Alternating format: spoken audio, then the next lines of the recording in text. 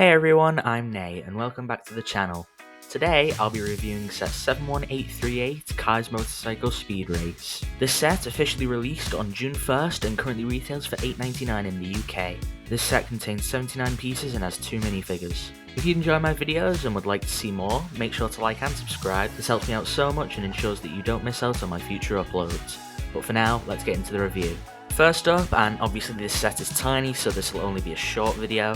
However, that doesn't necessarily mean this set's bad. I mean, take a look at these builds. They're really part efficient and look amazing for their piece counts. However, they are still small, and at the end of the day, there's only so much you can do for the price. But regardless, no matter how small, it's amazing to get a villain vehicle. It's so uncommon for the theme, and I'll take one where I can get one. And obviously, I love having smaller sets like this. It makes it easier for people to start with the theme and allows younger kids to enjoy the sets too. That being said though, there's not really all too much to talk about them. If you take a look at Kai's, he has a headlight up front, and I do quite like that it angles down with the wheel. It looks a lot more ergonomic. He has a sai on either side, which could be used like medieval javelins, where the riders would knock the other off, or he could take them off and use them as an extra weapon. And I suppose you could clip someone here and have him drag them on it. And I really like the piece they use to hold the wheels. I believe it's new, and I think it looks really nice. As for the Dragonian one, and there's not much going on here either, I like that they use more of the minty blade piece on the back here, wisping sort of like speed.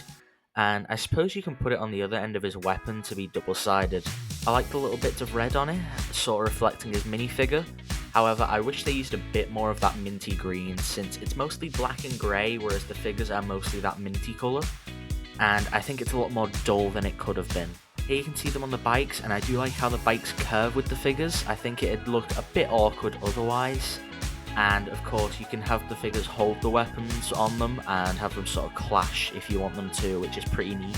But I don't really have much more to say. It is kind of cute how small it is, but there's not much to it. No gimmicks, play features, or anything. But of course, a ninja and villain, along with a vehicle for each to ride for £9. There really isn't much to complain about. But of course, obviously the main reason most people buy this is the minifigures, so let's take a look.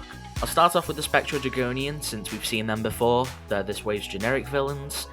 And he comes with a generic minty blade with the monkey kid hilt there. They're mainly translight blue with this really bright turquoise minty colour, and I really like the slight details of red for the hands and horns. I think it looks really nice and matches with his bike.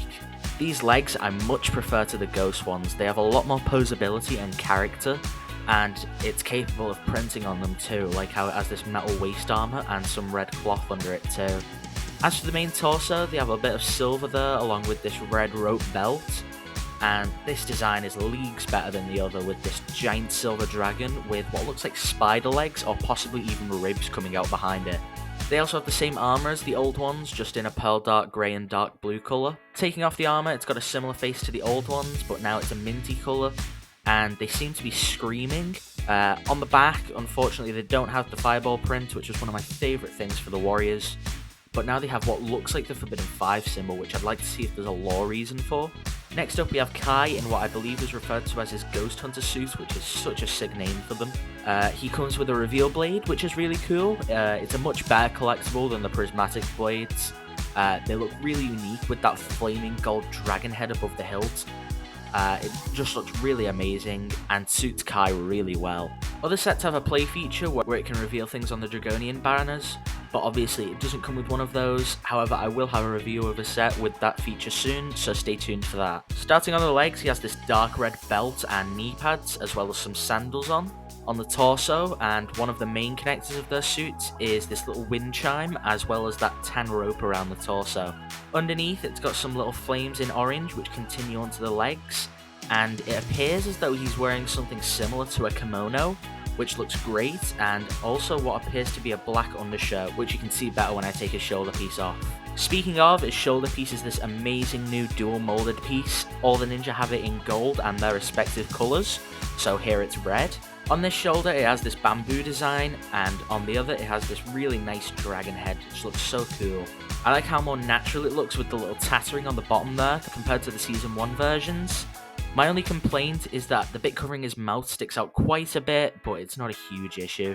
On the back it has this place to hold 2 katanas, which is very reminiscent of the ones from Rise of the Snakes. And moving on up, I really like that these are using the her molds, especially the island versions. They're great, and it just adds a whole lot more personality to them and helps them stand out more.